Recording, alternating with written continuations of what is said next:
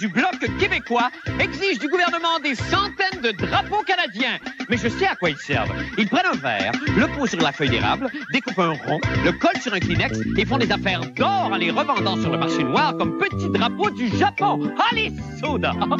Des rapports secrets d'Imperial Tobacco apportent des révélations chocs sur l'industrie de la cigarette. On apprend par exemple que pour attirer les jeunes, on a exigé que la petite écossaise sur les paquets d'exportés ne porte pas de petites culottes. Et les jeunes aiment ça. Allez, soda! Bonne fin du monde, mesdames et messieurs. Tout d'abord, des nouvelles de moi. Eh bien, tout le monde ne parle que de ça aujourd'hui. La grosse nouvelle. Je veux bien sûr parler de cette pauvre Hongroise ou Polonaise ou Brésilienne, non, c'est pas précisé vraiment, qui s'est cassé les dents au McDonald's. Je vous résume l'histoire. Juin 93, une enseignante de la salle, Madame Anne-Marie Povilatis-Henley, accompagnée de sa mère, commande un sandwich McPoulet dans un McDonald's du boulevard Champlain, toujours à la salle. Mordant dans le sandwich, la madame se casse 2 dents. Hier, le juge Vital Clich de la Cour supérieure a condamné McDonald's à verser 57 283 $ de dédommagement à Madame Povilatis-Henley pour ses frais de dentiste et autres inconvénients qu'on ne nomme pas dans le journal. Je présume qu'on parle évidemment peut-être de perte de jouissance ou incapacité de danser, peut-être au mariage de sa fille ou au bal de finissant de l'école. En tout cas, c'est toute cette histoire, c'est tragique.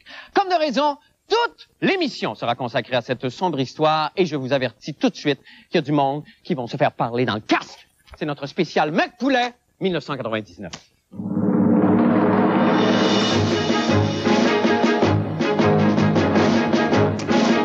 Bon, pour débuter le spécial et nous expliquer le traumatisme qu'a subi Anne-Marie Povilatis-Henley, j'ai l'honneur de recevoir avec moi un dentiste, M. William Derry de SOS Dentiste, que j'invite à venir me rejoindre ici sur la pastille. Bonsoir, M. Derry. Alors, asseyez-vous, je vous en prie. Vous nous avez apporté vos dents, je pense. Pas tout à fait les miennes. Enfin, des similaires. Et là, donc, quelles seraient les dents que Madame Anne-Marie Povilatis-Henley s'est cassée? On peut voir alors, ici on parle sur le prototype. de la canine supérieure gauche et de la centrale supérieure gauche. Aïe. C'est deux dents excessivement importantes pour quelqu'un qui... Deux dents très solides, séparées par une dent qui est beaucoup plus fragile et puis qui, elle, n'a pas eu de traumatisme dans cet accident-là. D'accord. Dites-moi, on sait que Madame Anne-Marie Povilatis-Henley est une Syrienne ou une Russe. Est-ce qu'on a des bonnes dents dans ces pays-là? Oui, d'aussi bonnes qu'ailleurs. Il n'y a pas de différence à ce niveau-là. L'alimentation est assez saine, donc on devrait avoir de bonnes dents ici. D'accord. On sait qu'il s'agissait de poulet dans le sandwich, mais on ne sait toujours pas s'il s'agissait d'un os de poulet ou du cartilage. Quelle serait votre opinion de dentiste là-dessus? Je crois que mon opinion serait plutôt sur la qualité des dents que sur la qualité de l'os. D'accord. Les dents devraient être restaurées de façon majeure pour pouvoir briser de cette façon ou dévitaliser. D'accord. Sauf que quand on pense que 57 000 $ pour 2 dents, j'ai calculé que ça fait 1 800 000 $ pour une bouche complète. Voilà. Il y en a beaucoup qui doivent souhaiter tomber sur un os chez McDonald's. Ah! C'est excellent, Monsieur Derry. Merci beaucoup d'être venu. Merci.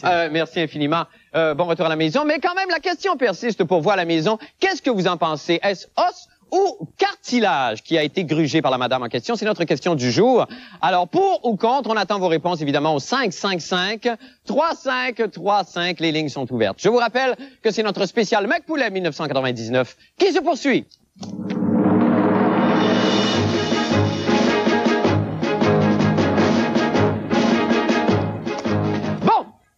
On a beaucoup parlé de la victime, Madame Povilatis-Henley, cette pauvre sénégalo-chinoise, là, édentée par le destin.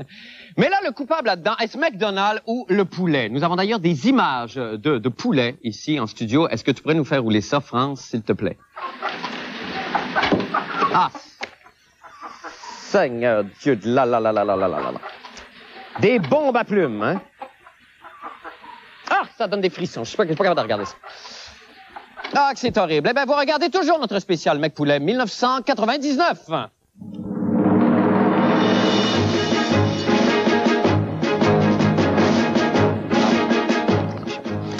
bien, ça n'a pas été facile, mais nous avons retrouvé le commis au comptoir du McDo qui a vendu à Madame Anne-Marie Povilatis-Henley, cette malheureuse Marseillaise, le McChicken funeste en ce jour de juin 93. Il s'agit de, surprise, orifice brûlé. D'abord, Monsieur Brûlé, bonsoir.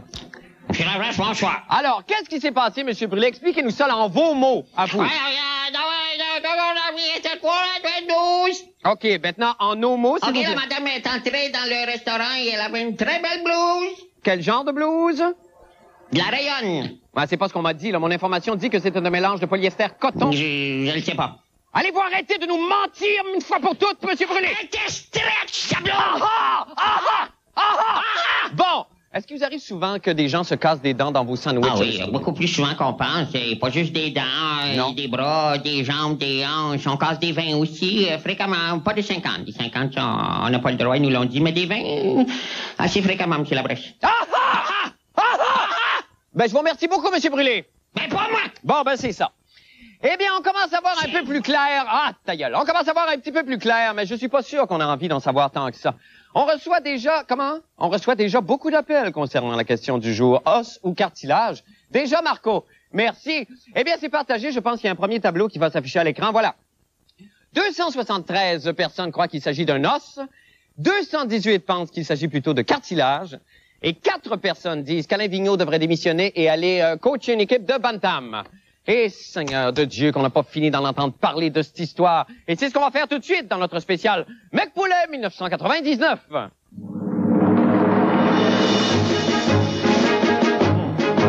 D'accord. Maintenant, quelle est la position des artistes là-dedans? Alors, nous allons le demander immédiatement à l'auteur-compositeur-interprète Marc Derry, président de la Coalition des artistes pour le poulet sécuritaire, que j'invite à venir me rejoindre. Marc, bonsoir. Bonsoir. Bienvenue à la fin du monde, Marc. Ça me fait plaisir. Bon, alors, Marc, vous avez décidé, vous, de prendre le téléphone. Et là, d'appeler des amis artistes à vous, chanteurs, et là, pour sensibiliser, j'imagine, le public au danger du crunchy de volaille, c'est ça? Oui, et c'est bien que tu mentionnes volaille, parce qu'il n'y a pas juste le poulet qu'on veut dénoncer aussi. Oui. Il y a aussi la dinde, le poulet de Cornouailles, avec les fêtes qui s'en viennent. Ben oui, ça, c'est bien trop vrai, ça. Donc, vous avez fait vous avez fait une chanson bénéfice, littéralement, et qui on peut annoncer déjà qui participe à cette chanson-là, ce disque-là? De confirmer, il y a Jeannot Bergeron qui est là, il y a... Mon Dieu, Steph Cars. Ah, c'est très, très, très bien parti. Est-ce que vous seriez assez gentil pour nous en chanter un petit extrait, Marc, s'il vous plaît? Je pourrais faire ça, oui, c'est pour la cause. Alors, on y va, on vous écoute. Alors, avec un petit rythme, là. On imagine la gang qui... Oui, tout le monde ensemble en studio. Oui. Tout le monde. Poulet mou, poulet mou, poulet mou. Oh, poulet mou. Ouh, pour les enfants, pour les grands et tous ceux qui ont des dents. Poulet mou, poulet mou, pour toi et moi, etc. Ah, magnifique, Marc. Merci infiniment. Marc Derry, poulet mou. Merci. Poulet mou. Marc Derry. Bon, je rappelle, Marc, que vous serez tout nu sur le bois jusqu'à jeudi et en spectacle au Lion d'Or le 25 et 26 novembre. Et 1er décembre, première supplémentaire annoncée. Marc, bravo pour vous. Merci beaucoup. Notre cœur est avec vous, Monsieur Derry. Merci. Soyez heureux et merci. Eh bien, c'est ce qui met fin sur une note quand même très optimiste, notre spécial Mec Poulet 1999. Merci d'avoir été là. Merci infiniment.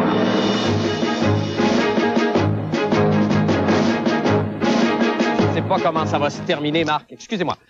Maintenant, pour les nouvelles de la fin du monde, eh bien, le quotidien La Presse nous apprenait aujourd'hui que 18 des 44 députés bloquistes ne manquaient jamais l'occasion de faire une bonne provision de drapeaux canadiens et d'épinglettes à l'effigie de l'unifolié auprès de Mme Sheila Copps. Et ça, permettez-moi de dire que c'est très ironique, parce que ce sont les premiers, évidemment, à chialer contre le coup de cette manie de mettre des drapeaux canadiens partout. Comme quoi? Hein? Hein? Hein? Hein? Ah, d'accord. Jean-René Dufort s'est intéressé au sujet pour nous. On écoute ce que ça donne. Après avoir pourfendu le projet d'imprimage de drapeaux de Sheila Copps, le Bloc québécois s'en commande des caisses. Un scandale qui a intéressé les journalistes de la fin du monde. Y a quelque chose qui se passe ici?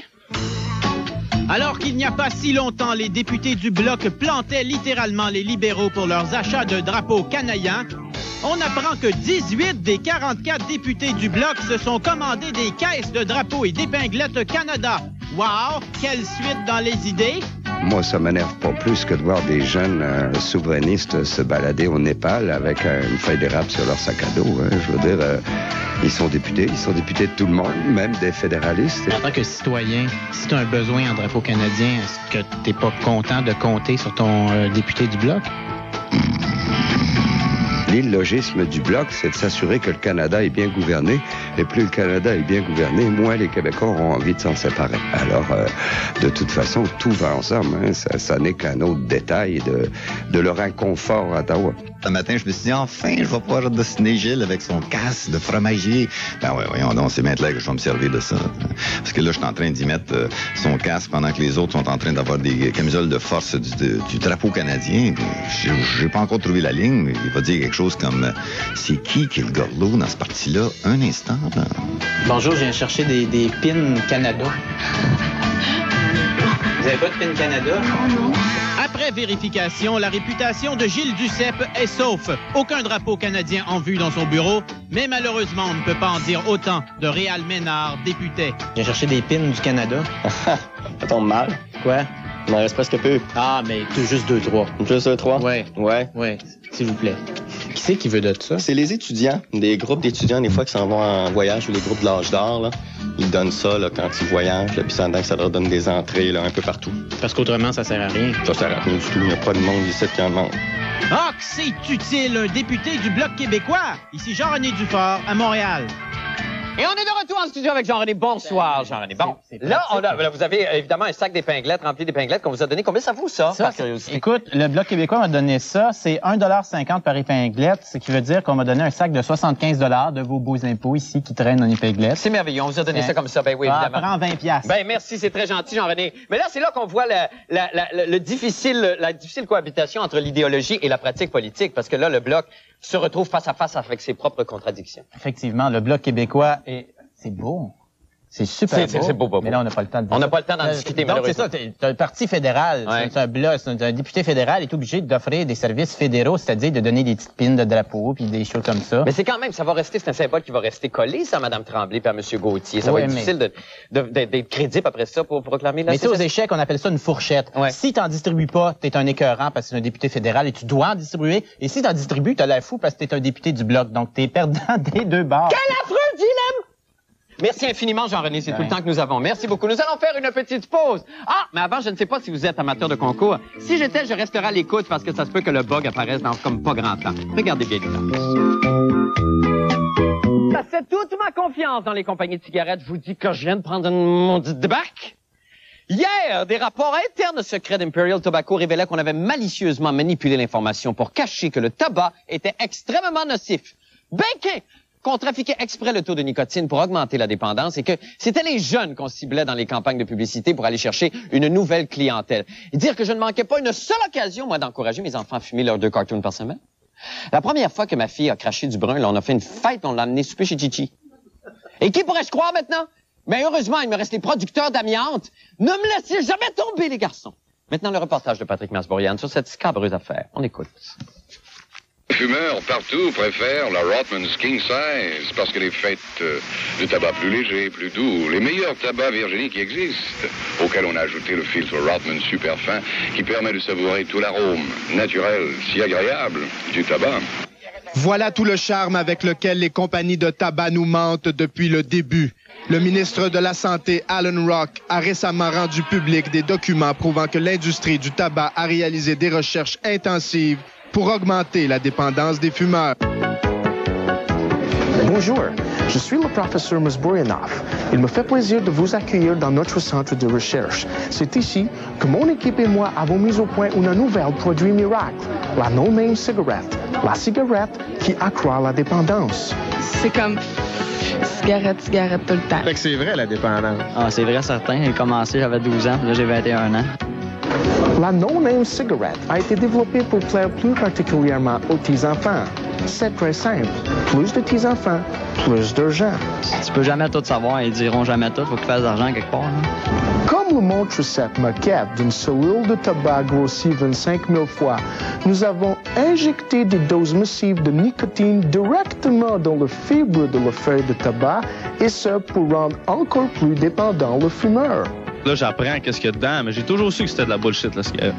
Déposer un produit quelconque dans une cigarette dans le tabac pour nous diriger comme des marionnettes, je trouve ça profitable et je trouve pas ça correct. Si je te dis aujourd'hui que la cigarette aurait pu créer une beaucoup moins grande dépendance que ce que tu vis aujourd'hui, aurais-tu aimé ça le savoir à 11 ans quand tu as commencé? Ouais, j'aurais pas commencé. En En terminant, nous avons baptisé ce produit miracle à No Name Cigarette pour assurer l'anonymat de son fabricant et ainsi le mettre à l'abri de toute forme de poursuite de la part du gouvernement. La No Name Cigarette, l'essayer, c'est en être dépendant. Et on est de retour avec Patrick Masbourian à l'extérieur des studios. Cependant, Patrick, bonsoir. Bonsoir, Marc. Alors, Patrick, on sait évidemment que c'est néfaste depuis des dizaines d'années, études sur études le prouvent, tout ça, mais est-ce que politiquement, on est vraiment prêt à agir pour vrai? Ah, certainement pas. Voyez-vous, comme j'ai fait une, comment je pourrais dire, reconstitution dramatico-publicitaire. Oui. Et on n'est pas loin de la vérité. On parle pas on fume pas encore de tabac transgénique, mais ce qu'on dit au Canada, c'est qu'on aurait procédé à des modifications dans la conception physique des cigarettes. Okay. Alors, comment est-ce qu'on va prouver ça? Alors, l'objectif, évidemment, qu'on voulait rencontrer, c'était non pas nécessairement d'augmenter la teneur des cigarettes en ce qui concerne la nicotine, là, la teneur en nicotine, mais de rendre cette nicotine-là plus efficace. Bon. Donc, en fait, que le corps l'absorbe plus facilement. Bon, ben c'est ça. Bonne et nouvelle, donc, on en soit plus dépendant. Évidemment. Ça va être une longue bataille légale. Ben, je sais bien, Patrick. On doit se laisser là-dessus, malheureusement. Merci infiniment, Patrick Masbourian. Au revoir. Merci, au revoir. Nous allons faire une petite pause et nous revenons avec la fin du monde des sports et monsieur. Avec Paul, nous discutons sport sur la terrasse. Bonsoir, Marc. Bonsoir, Paul. C'est un cadre champêtre. Oui, ça nous rappelle de très beaux souvenirs. Ben oui, vous allez me demander... La dernière émission de la saison estivale, ou enfin la saison printanière dernière. D'accord, de l'année dernière. On avait terminé ici sur la terrasse. Et donc, le service d'ingénierie a remonté le décor ce soir. Pour parler de quoi, en quelle occasion et en quel honneur? Ce ne seront que des sports d'été ce soir. D'accord. Parce que, évidemment, nous avons connu une température de 16 degrés à Montréal aujourd'hui. Demain, on prévoit à peu près le même temps. C'est la dernière journée. Donc, les nouvelles ne sont que des sports d'été. Quelle belle idée. Comme par exemple cette première nouvelle que j'aimerais qu'on puisse illustrer ici. Oui, certainement. Extraite d'un journal. Le Canada qui a perdu en volleyball. En volleyball. Devant Cuba, nos Canadiens qui ont perdu à la Coupe du Monde à Hiroshima en 3-7, non sans avoir bataillé dans le premier set. Ah ben c'est magnifique. Autre nouvelle d'un sport d'été, Marc. Oui. Tout ça pour la terrasse. Ça nous vient de l'excellente page d'André Rousseau, André Jeunant avec vous, dans le Journal de Montréal. Le club de golf de la Chute veut faire l'acquisition du club Chanteclair et on prévoit installer un nouveau système d'arrosage sur les parcours numéro 1. Ah ben ça manquait.